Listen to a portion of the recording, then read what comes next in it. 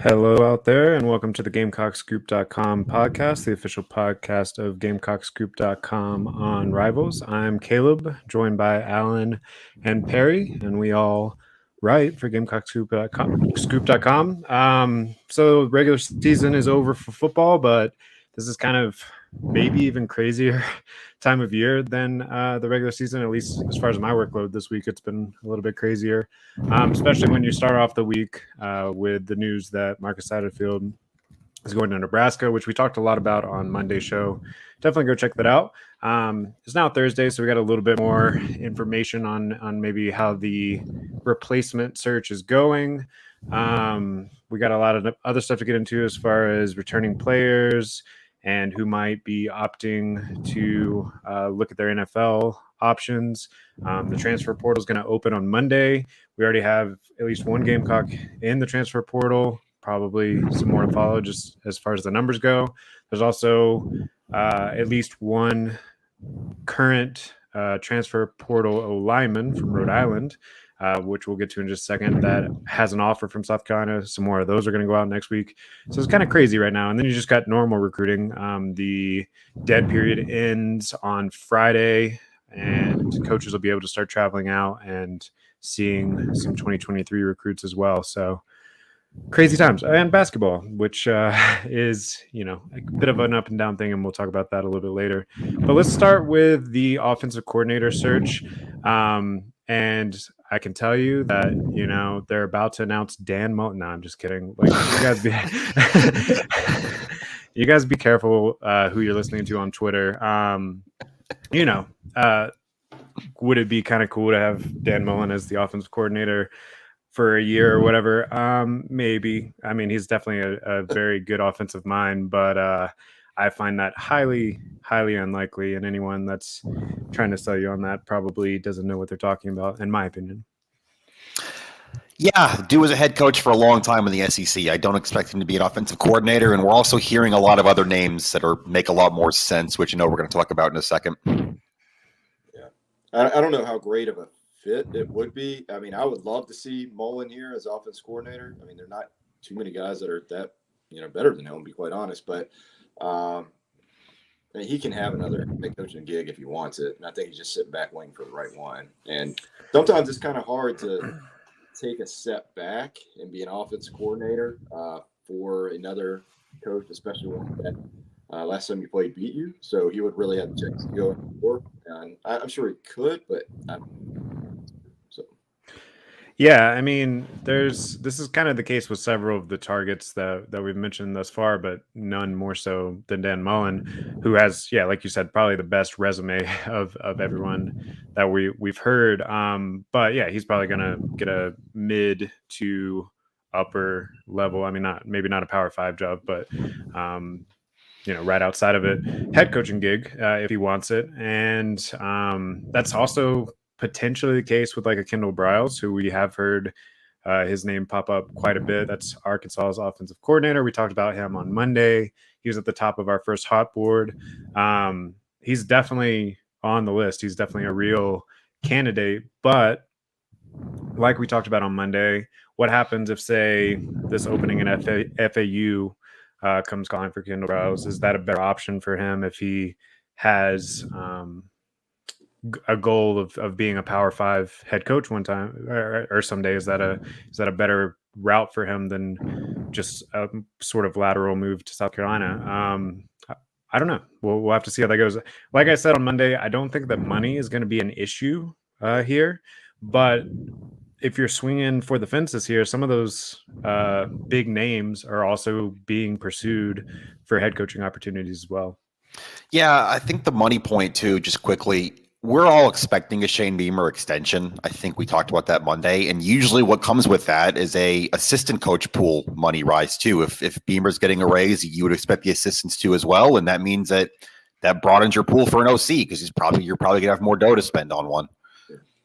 The other chance is another strong recruiter on staff, so that may play in. Of course, you want somebody to call the plays, but Sat wasn't necessarily known as the strongest recruiter on the staff, so he has a chance to kind of hit a home run in two different places here if he hires the right person.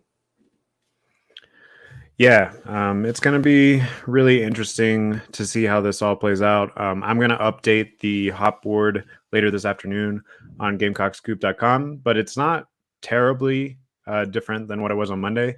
The biggest change as far as names that you might recognize is I'm going to add Graham Harrell, who is the offensive coordinator at West Virginia right now. He's worked under Neil Brown, worked under Mike Leach, that whole air raid style.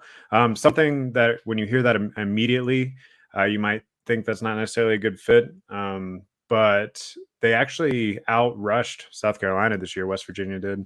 So even though it is an air raid, it's not like that he had no semblance of a run game whatsoever. So that's kind of an interesting name. We talked about Johnson. What's his first name? He's got a very generic name. Joe Johnson. The guy that's the offensive coordinator for he's the quarterback coach for the Philadelphia Eagles right now. He's a former offensive coordinator for Florida underneath Dan Mullen. So maybe there is a little bit of Brian Johnson, by the way. Brian Johnson. Yeah, there you go. Like I said, kind of a generic name. Sorry, Brian Johnson, if it ends up being you. So yeah, we've heard that the list that Coach Beamer is looking at is as long as like 15 names right now, and that he hasn't necessarily gotten into the depth of the interviews yet. I mean, there's definitely been some conversations that there's moves happening, but I don't know that we're like near the finish line or anything on this yet.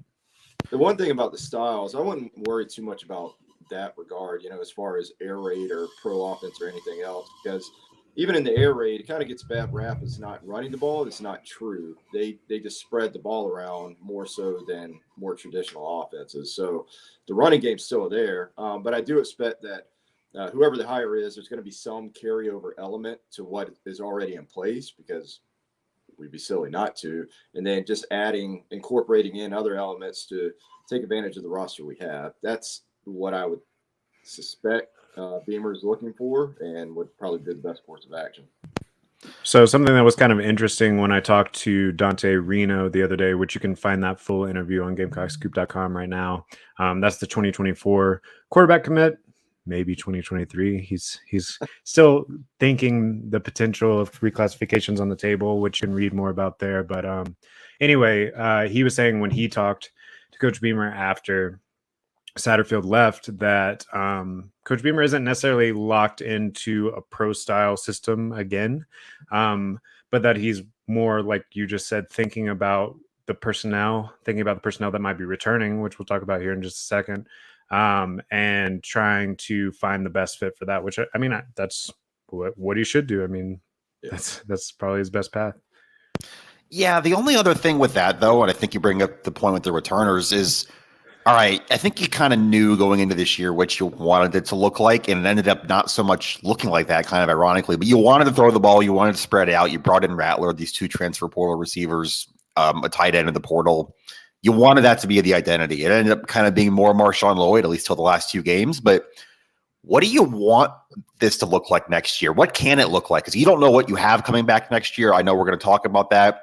And when you're trying to sell your program, sell your offense to an offensive coordinator, well, you don't really know what you have right now. So that kind of, in some ways, it opens up more possibilities because you can do some different things. You're not boxed in by any group personnel, but also you kind of, I don't know, it makes it interesting when you don't really know what you have next year, what you kind of want your offense to look like, and you're trying to hire someone to run that offense. Yeah, I mean, I tend to always be a fan of like a power spread sort of deal, which is why I do like Kendall Briles, who had some success running the ball. I mean, it helps when you have what's that guy's name? KJ Jefferson and Rocket Sanders. Rocket Sanders. But I mean, South Carolina potentially has Marshawn Lloyd coming back. I guess let's go ahead and get into it a little bit. So there's a bunch of names on both sides of the ball that are draft eligible, and that have some decisions to make. So obviously, number one name you're thinking of there is Spencer Rattler, but you also have Marshawn Lloyd, Juice Wells, Jaheim Bell, Austin Stogner. Am I missing anybody obvious there? I think that's the main names. And from what we've heard, now there's still a lot of decisions to be made. Everyone's going to go get their draft grade, which of course could change people's opinions. Sometimes the draft grade doesn't necessarily match up with the production on the field. So, if Spencer Rattler gets a second or third round grade, maybe he goes ahead and jumps on it, even though maybe he could elevate to a first or whatever. But we're hearing positive signs on offense of what the returners could look like, and that maybe more of that group than not could be back next year. And we've also kind of heard that that's what Shane Beamer's been doing this week. So he's been having these one-on-one meetings with the players and trying to get a sense as the portal opens up, as you're looking for an offensive coordinator, what he is going to have coming back there. And like I said, at least early returns before everything plays itself out has been pretty positive in that regard. So let's say you have most of those guys back. How would you want to build an offense? Which offensive coordinator that we've talked about thus far maybe fits that the best? Yeah, I think when you talked about the power spread, I think Luke Doty would be a perfect fit for that. I think he would really take advantage of everything that he brings. Not that Rattler couldn't do well with that, and kind of switching gears back to the draftable part of that, whether Rattler stays or goes, I feel like whenever he does decide to go, he's gonna, when he gets to the combine, kind of shoot up some draft boards because he can make every throw, and he's really gonna make some wow throws out there that's gonna turn some heads and really help himself. Now I don't know if that's gonna be this year or next year, but I think when that time does come, he'll be able to move himself up some spots there. Yeah, again, this is an I feel, not an I know. We're not saying he's gone. I expect Spencer Rattler to go. I just kind of feel like the combination of these last two games, maybe you throw in a high profile bowl game. This is a murky quarterback class after obviously Bryce Young and CJ Stroud at the top. Like, I think there might be an opportunity for him to shoot up at a combine, like you said. I expect him to be in the NFL next year. I think that was kind of always the plan, the 1 year deal. But I do think if that's what happens, I think, yeah, you probably expect it to be Luke Doty's year next year, right? If the strides he's made, so we've heard from the staff, we've heard that since August, really. He's played, they were careful about not burning his red shirt. That's kind of another maybe indicator. We heard that after the Florida game when they didn't want to put him in. So yeah, I would lean towards thinking this is Luke Doty's team next year if Rattler isn't here. But again, Rattler still could be. Yeah, I think there's a lot of play out there. I mean, there's a lot of talent on this offense. There's never any doubt about that. So we have to wait and see who comes back, who goes. And I think the bowl game will give us a pretty big indication, because if we got guys sitting out the bowl game, you're pretty much counting that they're gone. So. Yeah, definitely. And speaking of that quarterback room, I mean, we saw Tanner Bailey be the third quarterback on the depth chart for the last several games. So he made some strides throughout the season and kind of passed up Colton Gauthier. Could someone out of that quarterback room, maybe it is Gauthier. I mean, I'm not speaking from a place of knowledge, and I don't want to suggest something that he hasn't decided or whatever, but you would think that there's going to be some turnover in some places where potentially some people feel a little bit buried on that depth chart. But and then you have Reno coming in. I have seen, he didn't tell me this directly, but I have seen this elsewhere that some of his reclassification decision might hinge on whether or not Rattler comes back. So I don't think quarterback's a concern, but all of those are still, at least right now in their current iteration, a step down from Spencer Rattler, I would say. Yeah, I don't want to speculate who's going to leave, but you're right. I mean, it's the nature of the beast. Chances are we're going to lose at least one quarterback in that room, just by the way that transfer portal set up now. And quarterback, you can only have one on the field. So, and all those guys want to play. They're all, had phenomenal high school years. So they're not here to sit. That, clearly they'll wait their turn and develop if they know their turn's coming shortly. But just the way the whole landscape is, likely we're going to lose one or two of them in the portal. But anyway, back to that the question that I did pose to you guys a second ago. assume whether it's Rattler, whether it's Doty, assuming we get most of the offense back, most of the skill positions on the offense back, most of the key contributors from this year, who do you think on the list right now best fits that personnel group? It's kind of a tough. I still feel like Brian Johnson. It's hard. That's a really tough, like, maybe sell's not the right word, but he's obviously in the middle of a run right now in the NFL. I mean, hell, the Eagles might be going to a Super Bowl. Like, I don't know if you break him off in the middle of that, but I feel like his development with quarterbacks, and maybe specifically you look at a guy like Jalen Hurts and what he's done with him this year and kind of the spread they're running there. I feel like Brian Johnson might be the best move at this point, but I can also understand why you'd want someone with more college experience if you're trying to go the recruiter route, like Perry said. That's kind of from an offense perspective, kind of where my head's leaning right now, but it's very early. Yeah, recruiting's a big part of it. If we're looking NFL, some of those guys don't want to come back to college yet, so they want to see how far they can go in the NFL, and they don't want to deal with the whole recruiting grind. And especially now with the portal, I mean, you're always recruiting. So I think a lot of that's going to be a two-way street there. But the great thing is, I mean, Beamer isn't at a lack of candidates to pull from this go round. So it'll be interesting to see like how things shake out here in the next couple of weeks. And on top of that, he doesn't have to make a move until after the bowl game. He can sit on this for quite a while before it's really necessary for him to pull. I don't want to say no, make the move. So he's got some time. Yeah, I mean, especially if you have most of those guys returning, because then you think about the 2023 recruiting class, which will sign a lot of which will sign before the bowl game around December 21st, which is when that early window opens. Not a ton of like offensive guys that committed to Satterfield in that class.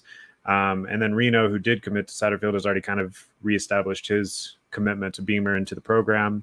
The only thing that I think you miss out on potentially by not naming an offensive coordinator between now and the bowl game is this transfer portal window. So if there is somebody like a Theo Weiss, who just the wide receiver from Oklahoma, who just entered the transfer portal, if there's someone like that you want to target and try to bring in, is that a little bit more difficult if you don't have a plan in place yet for what the offense is going to look like?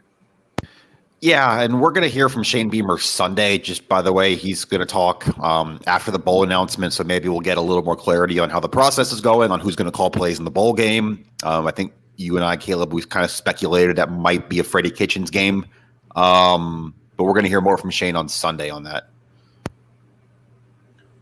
Yeah, and we'll have updates on that. As far as other speculation around returning players, NFL draft eligible players, that sort of thing. On the defensive side of the ball, there's really three names that stand out in the conversation. So you have Cam Smith, who's likely to be a first-round pick. Likely he's done. I mean, he said as much in his post game before senior week that most likely he'd be out. You have Zach Pickens, who could technically come back for one more year, but has probably done enough to give him a solid draft grade. And then you have Darius Rush, who's probably another mid-round sort of guy. We don't know yet. I mean, how that's going to play out. I mean, it's pretty easy at this point, I think, to assume that Cam Smith isn't going to be back and also may not play in the bowl game, but we don't have any confirmation on that. And then the other two, maybe it somewhat depends on their draft grade. You also have Jordan Birch, who, former 5-star, had a pretty solid year. I personally think he could benefit from coming back for one more year. But, maybe his draft grade says otherwise and he's good to go now. Yeah. The one thing, and I'm sure we're going to touch on the bowl matchups, but if we potentially lose Cam Smith and Darius Rush to the draft, the one team I don't want to face is Purdue, because we start shaking things around in that back end. We can't go so much man like we did against Tennessee and Clemson. So I think you start looking at different combinations, and we're going to have a lot of fresh bodies back there with not a lot of experience if those guys do decide to move on. So I don't want to get too far ahead of ourselves in this, but just kind of thinking about what the bowl matchup could look like if some of those guys are leaving. Might not be the same Carolina team we've seen the past 2 weeks. Yeah, and then Purdue, we're talking offense. You're talking an air raid at that point with Aiden O'Connell and all of that. So I do think that's probably a good point there. We'll get into the matchups in a second. But, yeah, I mean, at this point, the only thing I would feel like, I'm not reporting. I feel like I would say with 99.9% certainty is Cam Smith won't play in the bowl game. He's a first-round pick, and he played well enough this year. We knew that going in, and he backed it up, and there's just no reason for him to play. I think Pickens could benefit from playing, especially if it ends up being one of the higher profile like matchups. That's kind of where I kind of feel the same about Rush too, especially if Cam Smith doesn't play and he's cornerback 1 for an afternoon. Yeah. But again, we'll find that out in the coming weeks, and maybe we'll get more clarity after we know the matchup on Sunday. I mean, I think Darius Rush benefited throughout the year of playing opposite Cam Smith because a lot of teams tested him, and he got to put a lot on tape of, being a pretty shutdown corner in those situations, which he had a great year. Really. Yeah, he had a great year. You think about that DB room next year. I mean, the safeties, you feel in a much better spot heading into next year than you did this year after what Deke Smith and Nick Emmanwori showed. But you might be a little bit more afraid at corner next year. I thought Marcellus Dial finished the season very strong. We actually should have a interview with Marcellus Dial coming up in the next couple weeks on GamecockScoop.com. Pauline's going to do that. Just got confirmation on that today, so that's exciting. So I thought he played really well the last few weeks. I thought Donald Fortune had a decent game against Clemson, but other than that, you have a bunch of guys that really haven't spent a ton of time on the field. You have a pretty solid recruiting class coming in, but most of those guys are kind of hybrid. You don't know which ones are going to project as corners and which ones are going to project as safeties. So it's going to be interesting. Maybe that's something that they target in the portal. Corner, I think they'll probably definitely target linebacker in the pool, which there's already a couple of names to look at on that front. The number one, according to Rivals, the number one transfer portal player thus far that has entered is Sam McCall, who's a DB, but also can kind of play a little bit of that hybrid role.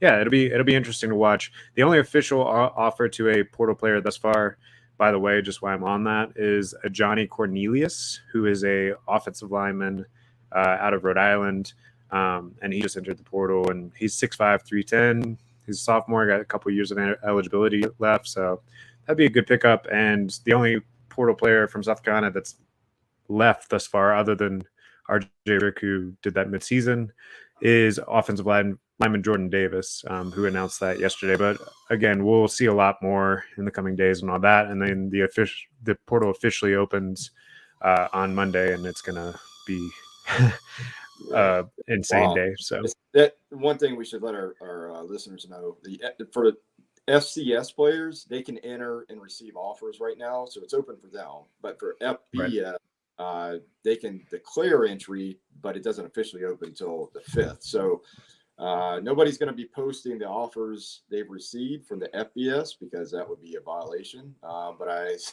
expect there's plenty of back alley talk going on right now, and we're going to see a whole bunch of commitments the day that portal opens. Definitely. And if you have a premium Gamecock Scoop subscription, you also have access to the new Rivals portal. So portal.rivals.com. There's a full-time writer over there that's focusing on the portal now. They're doing transfer portal rankings this year for the first time. There's tons of great resources over there. I feel bad for him this week because it's probably been a crazy week for him too.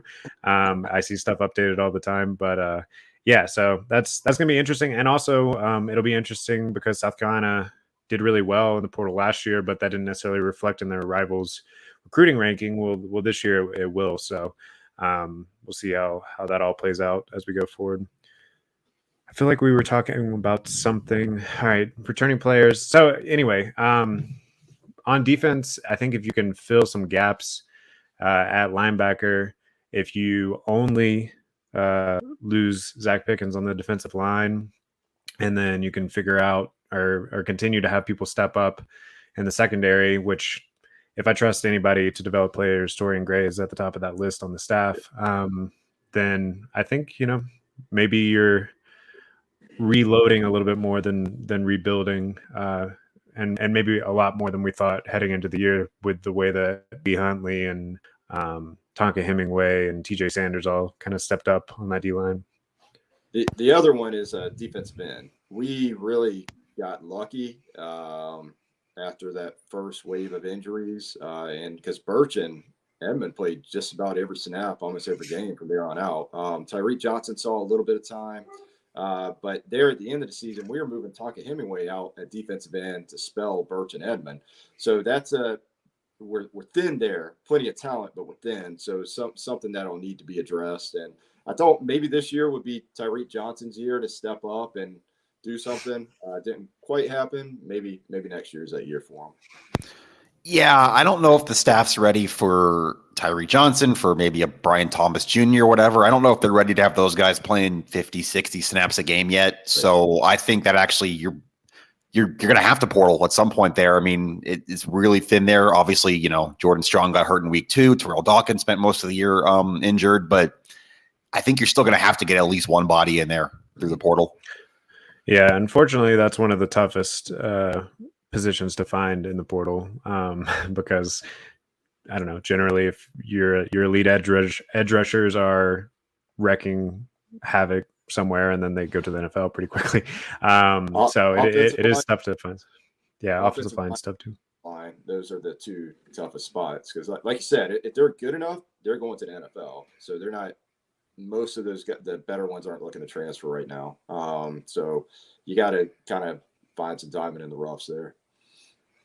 Definitely. And you could potentially see Jordan Strahan come back, which I think would really go a long way in helping you out and also helping his potential draft stock out next year. We'll have tons more on the portal as it continues to open up on GamecockScoop.com. We have a dedicated thread to potential targets for South Carolina on the Insiders Forum and a dedicated thread to those entering the portal from South Carolina. So definitely check that out. In the general recruiting world, nothing too crazy is happening right now, but we've started to get some reaction from the last 2 games.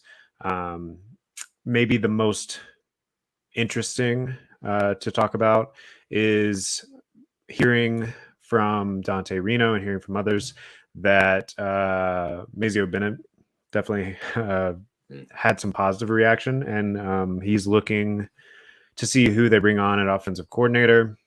One of the things we talked about when he committed to Tennessee was that he was sort of enamored with the idea of playing in that offense. So if you bring on a similar style, bring on a name that has a proven track record,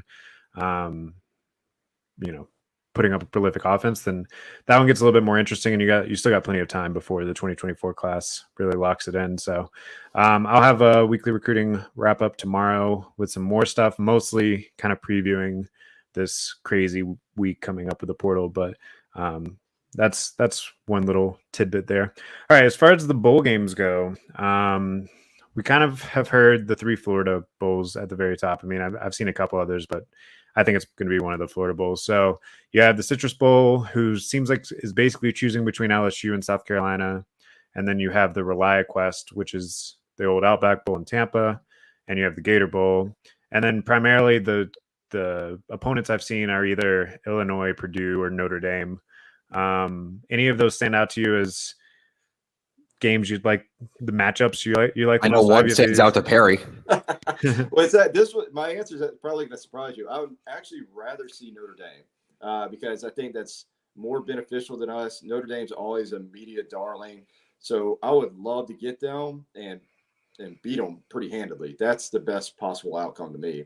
I mean, but from just a personal perspective, yeah, I would love to match up with Illinois, but I don't think the rest of our fan base would be that excited about an Illinois matchup. And I feel pretty confident saying there's very few fans that'll be excited about a Purdue matchup. There's just not much about Purdue football that excites people outside of Indiana. So They don't even have one of those like Rondell Moore guys this year either. No, No, they don't have an NFL receiver this year. No, they're very well coached, but Yeah, they're playing this weekend, playing for conference championship. I was about to say that would be the only like headline there is that you beat what is presumably the runner-up to the Big Ten championship. Then that feels like it means a little bit of something. But also, I mean, those divisions are so skewed. I'm with Perry here. I think you want Notre Dame. I think if you actually ended up with Notre Dame, that would probably mean the Gator Bowl because that's I've seen ReliaQuest thrown out, but they'd have to move some stuff around. That's an SEC Big Ten. The Gator Bowl is an ACC SEC tie. Columbia is obviously about 4 hours from Jacksonville. You would have there's Notre Dame fans everywhere. You'd have probably one of the only like non-New Year's Six bowls that was close to a sellout. Probably if you're playing Notre Dame, that'd be a big game. It would feel like a big game. It would be a huge opportunity for the program. Yeah, I think if you just want what's best for South Carolina, and we can talk about whether that means actually winning the game or not, but in terms of a stage and a profile, you want Notre Dame. That's what you want this to be. Yep.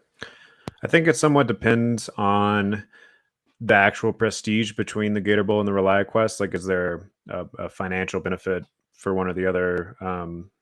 Whatever. Because pecking order wise, I have heard that if South Carolina gets passed over for the Citrus Bowl, and I think the ReliaQuest is next in line ahead of the Gator Bowl, that one of the concessions, I guess, of that they're trying to work out with the office, the league office, is that you do the ReliaQuest, but then you some things around to get Notre Dame in there.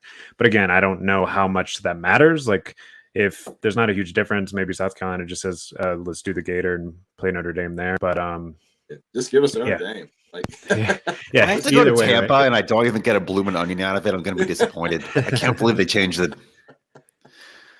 That was definitely always the best part.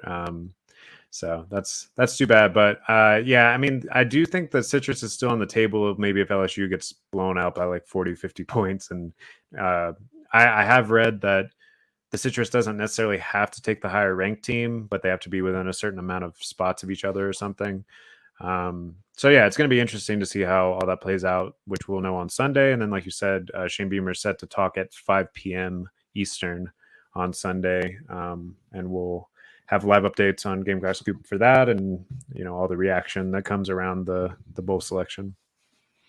Yeah, the only other thing I would kind of say regarding bowl is the Citrus Bowl is, like you mentioned, they do have the first pick out after the New Year's Six, but if it's between 9-4 LSU coming off 2 losses, who might be, I don't want to say disinterested, but their fans aren't as up for it, or an 8-4 South Carolina who's on a 2-game winning streak, who the fans are going to travel. Like, maybe South Carolina is more attractive to Citrus Bowl if both teams have 4 losses, but we got to see what happens. Or if LSU somehow beats Georgia and they get an automatic New Year's Six as SEC winners, that would probably put South Carolina right there for the Citrus Bowl. Yeah, and South Carolina traditionally, I mean, LSU travels pretty well too, but South Carolina traditionally travels very well for bowl games, especially you would think as it feels like there's some upward momentum happening. There's maybe been a few years where you had a disappointing 6-6 that the fans didn't travel as well, but generally, if there's some positive vibes, which there definitely are right now, the fan bases travel very well. If you want to go to Orlando, you need LSU to win or lose by 50. No in between. That's what you're rooting for Saturday. I mean, we're not a hard sell. South Carolina is one of the hottest teams in the nation. I mean, we're all over ESPN right now, So, like, I know we don't say that the 4-letter network much, but it's true. A lot of people visit that, and I mean, South Carolina's got it rolling right now, all over Twitter. So you would think any of these bowls would be excited to have us. Yeah, I think so. So, and the last 2 weeks, we haven't talked a ton about this, but South Carolina's media team is incredible, and always has been. But they've got a lot to work with right now, and they're taking advantage of it. And this was really the last 2 weeks were the perfect storm for trying to build momentum heading into the offseason in recruiting.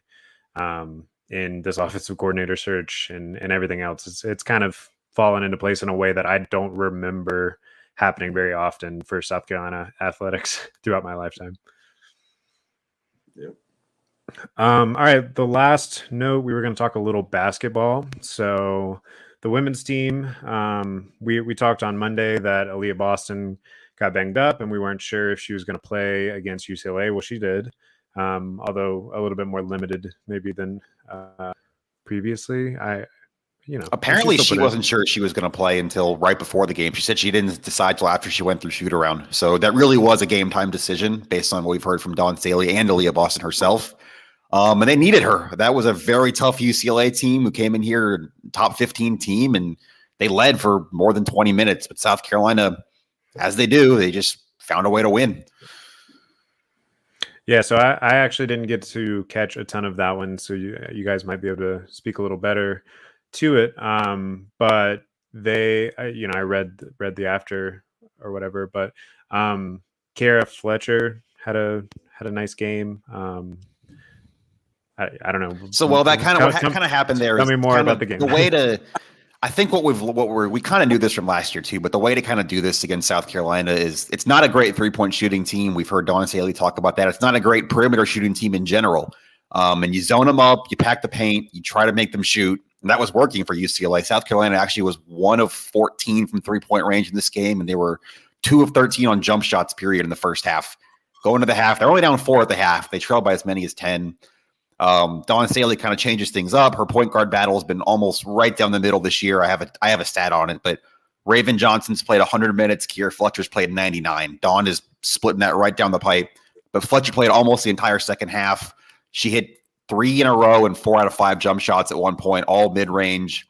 UCLA has to get out of their zone a little bit. They have to man her up a little bit. Camila Cardoso, Aaliyah Boston work inside. I kind of thought Fletcher changed that game, and she provides something this team just doesn't have elsewhere with outside shooting. I think that's something to watch for. They're about to hit a non-con stretch of 5 very straightforward games before SEC play starts. So you're not going to see them tested again, maybe till the end of the month or January, or at least you shouldn't. But I thought that was a good thing for this team long-term, that they had to find a different way to win, and they did on Tuesday night. Yeah, I mean, that was a big addition in the portal this offseason to kind of try to shore up and replace, which it's pretty tough to replace. Destiny Henderson. Sorry. Women's basketball is not my strong suit. I do watch it. I watched the tournament and stuff last year, but obviously I don't cover that on a nightly basis like you do. So yeah, you can't replace that necessarily, but seems like that was a big move and a missing piece that they're really going to need down the stretch. They won't be tested again for a minute, I don't think, but next time they are. They got 5 non-cons left. 4 of them are at home. All of them are games you expect them to win in blowouts. But I'll be there. I'll have coverage on GamecockScoop.com as this team continues to develop and try to round out some of its holes, especially with the shooting going into SEC play, which starts about the same time as the bowl game is going to be. I think it's December 29th is their first SEC game. Yeah, and honestly, I probably should have opted to watch the women's game this week instead of the game that I did watch last night. Oh boy. So, I covered remotely. I covered South Carolina versus George Washington last night in DC. That's game 1 of a 2-game home stretch in DC. They're going to take on George Mason. Yes, Georgetown. Saturday at noon. So many Georges. Georgetown Saturday at noon. But that was rough last night. So South Carolina's down by 20 at the halftime. At halftime, then by as many as 35 in the second half. Gigi Jackson finally had his first struggle game. He was 1 of 10 in the first half. Something that the broadcast showed and kind of mentioned was that at halftime, he came out before the rest of the players and just shot around a little bit to try to like shake it off, which he had a slightly better second half. I think he was 3 of 7 or so in the second half. But yeah, I mean, he struggled a bit and South Carolina didn't really have an offensive answer once he started struggling. Chico Carter made a couple threes. They couldn't make anything around the rim, and defensively, they continue to give up easy shots. I don't know where the defense that played against Clemson went because it hasn't been back. I mean, looking defensively, we can't stay in front of anybody. Clemson doesn't have a guard as quick as Bishop, And Bishop just did whatever he wanted to us last night. And that was the same issue last year's team had until Coach Frank put Reese on basically the quickest person or the best player of the other team, and that kind of stamped that out. But if you look back at the Coastal Carolina game, same thing. But switching back to this year and last night, we really struggle guarding the perimeter, and that puts way too much stress on our bigs. They get out of position trying to overhelp, and then it just opens everything up for the offense. And that until we figure out a way to slow down the guards penetrating into the paint, we're going to be up a creek. Offensively, the game plan was right. Attack the inside. That needs to be what we focus on every game. But we missed at least 10 shots right around the rim. I mean, that's 20 points we left out there, just missing those short shots. And Al and I talked last week. I really like LeBlanc. I like him a lot. He's got a wide skill set. If he had some guys that were a little higher productive around him, I think he would really excel. But he missed 4 or 5 right there, easy ones around the basket. He had his guy pinned several times and couldn't convert. Gray came in, had the guy pinned a couple times, missed. I mean, Browns does an excellent job of getting it on the perimeter, driving the lane, getting matched up against a smaller guy, and he was missing them. And then it looked like a young team defensively. When you're not scoring offensively, the energy level on defense drops, and that thing got out of hand in a hurry. And that's exactly what we saw. And George Washington's not a great team. I mean, they're probably above average. They're probably better than the preseason rating, but they have a bunch of transfers on that team. The majority of that team is from the transfer portal, and we're kind of in the same boat. And we just two different teams out there. And when Gigi's going to have to carry this team. If he can't do it, then I'm afraid we don't have much chance at success from here on out. He just had a bad game. Can't fault him. Everybody's going to have a bad game. But we'll need to continue to pound the inside, have Gigi carry us, and that's going to be the key to success. But defensively, like I said, I don't know. I don't think we have somebody that can slow down the quicker guards. So that really is a concern once we hit SEC play. Now, we had Georgetown up next and Presbyterian. Neither one of them were great, so we have a chance to bounce back, and we'll see what happens. Yeah, I actually wanted to – you mentioned the energy there. I don't know if either of you guys saw this, but this is from Michael Lanana, who I believe is the only reporter on this trip from the state. Lamont Paris told me he was disappointed in the lack of competitive spirit tonight. Quote, "We got our butts kicked. We got some guys that have to learn how to compete, honestly, and that's me being real. We've got a couple of guys that just don't compete at a very high level," close quote. I don't know if you guys saw that, but that's Lamont last night after the game. I wanted to throw that in there. Yeah. That's the first time I felt like I've seen them quit a little bit. I mean, they made a little bit of a run to end the game when the pressure was completely off and they started to knock down a couple threes. But yeah, it felt like, I mean, to be fair, they pulled the starters with like 5 minutes left and had the second string out there too. But it doesn't help when you're going up against a team that's knocking down every three that they throw up. I think George Washington had like a 45% free throw or 3-point percentage last night. They made like 12 threes. A lot of those were wide open, though. That's the thing. That's the whole thing, though. You got to close out on the perimeter. You've got to actually, like Perry's saying, yeah. They were dictated off of, getting into the paint to begin with, and then they moved the ball a couple times and just wide open shots. And the one thing we can control is defense and energy. Like, we can control those things. We can't control the shot going in the basket every time. You can take good shots, but it may or may not go down. So until they get this defensive part figured out, it's going to be a struggle. And the part that just killed me was they got an offensive rebound off a free throw. We have 4 guys that box out, 3 if you're considering the shooter. So 4 guys that box out 3. 2 guys boxed, 2 guys just stood and watched. The guy got the rebound, kicked it out, they hit a 3. I mean, that can't ever happen, ever. And it's just like, how – so I can understand Lamont's frustration, but and that was when our starters were in. That wasn't, that wasn't like the end of the bench. So a lot of things to clean up there. And this team can be competitive. I'm not saying they're going to win a bunch of games.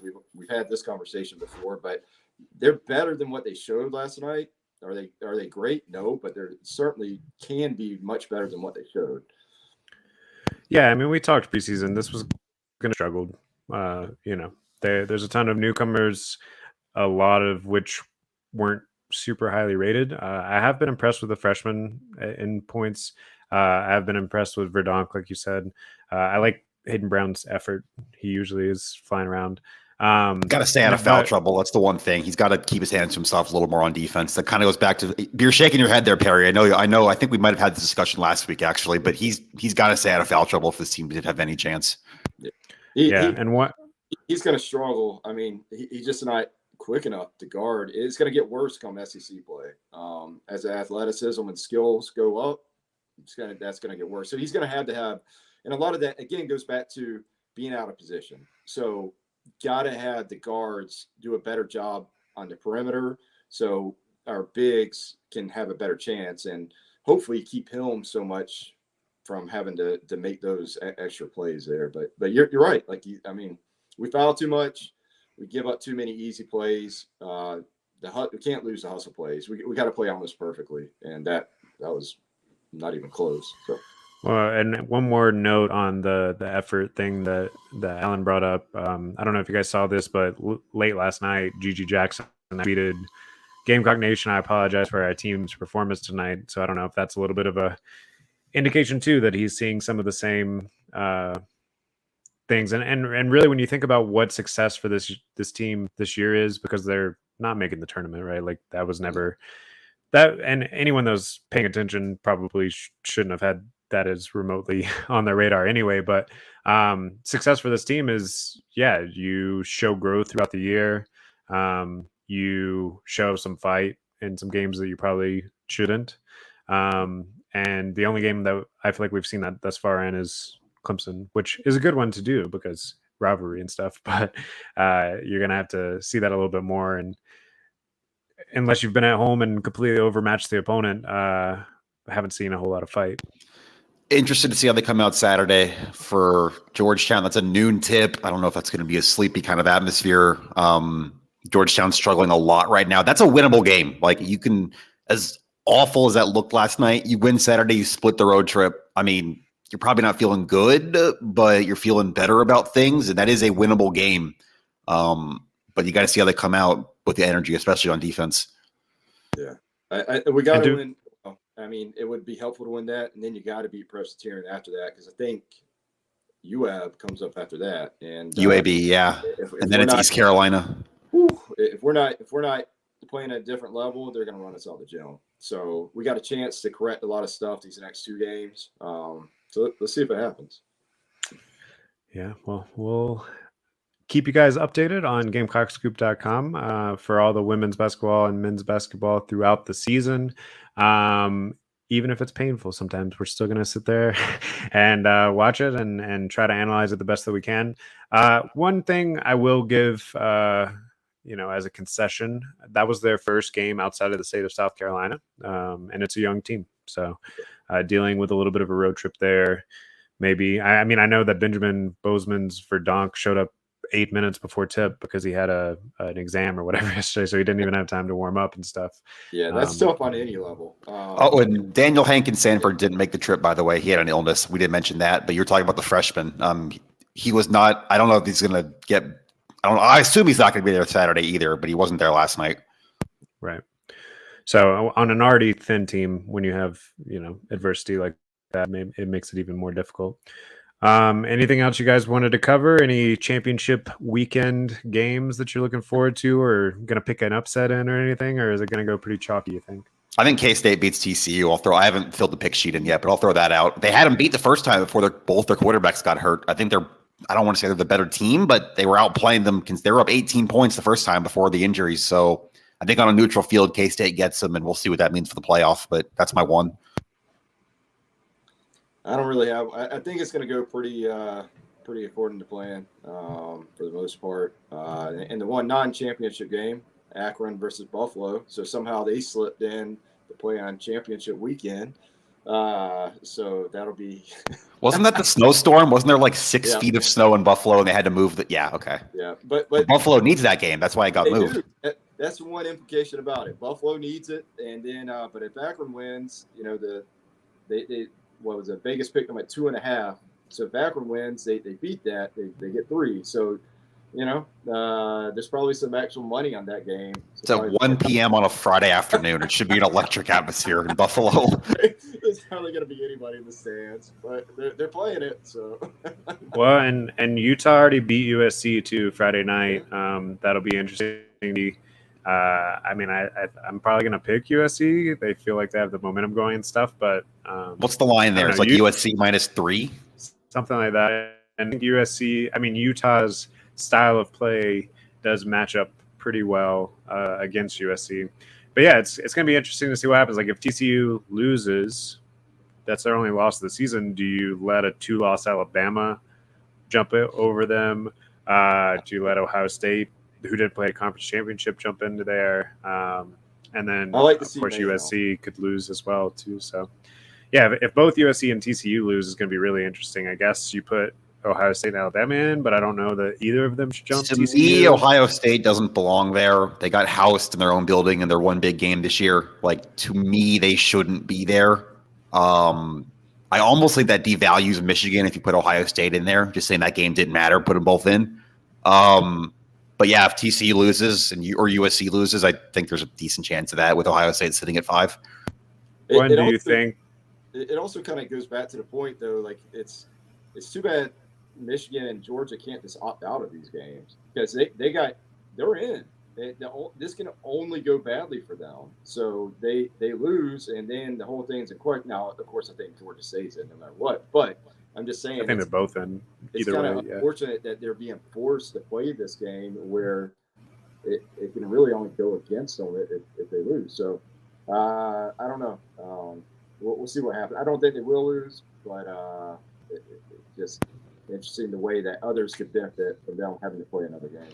Yeah, and I guess from a South Carolina perspective, you're watching LSU, obviously, because that's kind of the team closest tied to their bowl selection. And if Purdue somehow beat Michigan, they'd get an automatic bid to the Rose Bowl, which would probably slide everybody else down the pecking order. And that might throw Minnesota in the range for South Carolina.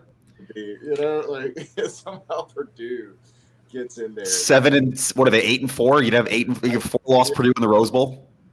I think so. Yeah. I don't know. I didn't say it's going to happen. I just said if you're a South Carolina fan, those are the 2 games that most directly impact you in your bowl selection would be Michigan, Purdue, and Georgia, LSU. That would be something. So, and then the college football playoff sounds like it's going to 12 teams in 2024-25. I know I kind of forgot about it till just now, and I'm just looking at the top 12, which isn't necessarily exactly how they're going to do it. They'll probably have some conference championship tie-ins and stuff like that. But, some interesting matchups. You'd have Washington 10-2 is sitting at 12 right now. You got Utah sitting at 11, but presume they might lose to USC. So then you got like Florida State, LSU sitting around there at 13-14. Clemson's in right now. Penn State, who didn't beat anyone decent all year, is sitting at 8 right now. I feel like that would be a team that would get exposed immediately in a playoff setting. It's also going to be interesting, like you brought up the point about conference championships. Like, are they going to go the way of the dodo bird with this because you're going to have a couple extra games? I just don't know how you're asking kids to play. Think about it. You're talking about 12 plus a conference championship, plus if you don't get the bye, 4 playoff games if you went all the way. You're talking about a 17-game schedule for college. It's insane. I mean, you're right at the probe, Yeah, exactly. That's so much, and then there's going to be the further on you play, the less time off you get for your body to kind of heal up, and you're right back in spring ball. So I think that's going to be a serious point of consideration about how they handle the schedules from here on out. I wonder if you go back to the old 11-game schedules. I doubt that happens, but I think that might be safer. I don't know. The other domino that and kind of I'll leave it at this, but I'm curious to see how all this affects conference expansion, because there's going to be a lot of teams that are maybe some of these G5 teams that are good enough to make it get left out because they're not in Power 5. Because it seems like there's always one G5 team that kind of comes out of nowhere each year. And I just wonder how that's going to drive this landscape as it is. I mean, we never. I don't think many people saw Southern Cal and UCLA joining the Big Ten, and that happened. So who knows what's coming down the pipe? But I think with the way it's set up now, I'll be interested to see like what the selection criteria is, and then also how that drives conference expansion as well. Well, that's the thing is, do we even have a Power Five anymore after conference Yeah. expansion?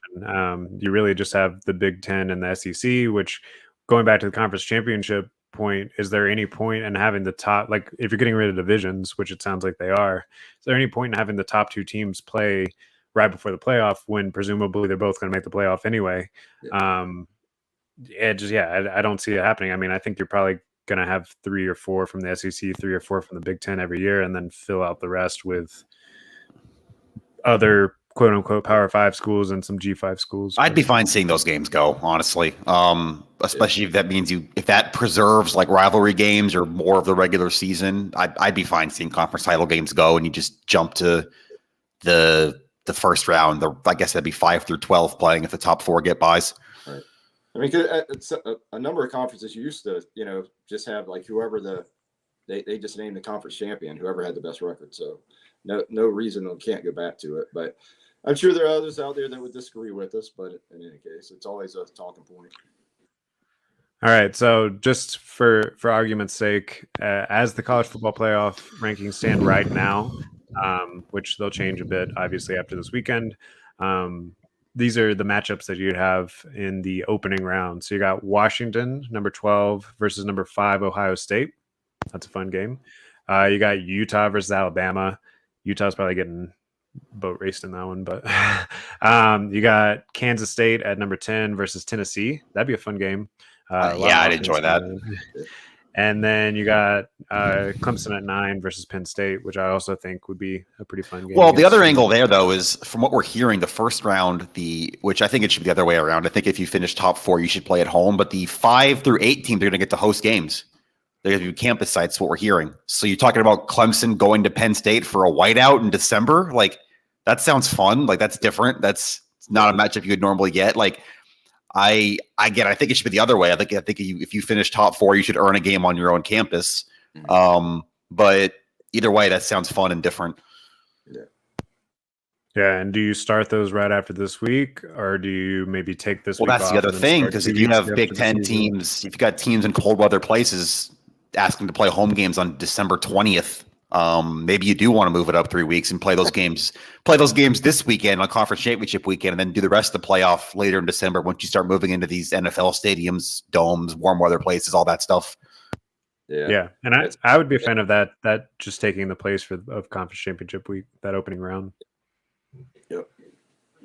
All right. Well, we'll have plenty more at the beginning of next week. We'll get back together on Monday and talk the Gamecocks bowl selection, anything relevant that comes out of Shane Beamer's press conference on Sunday.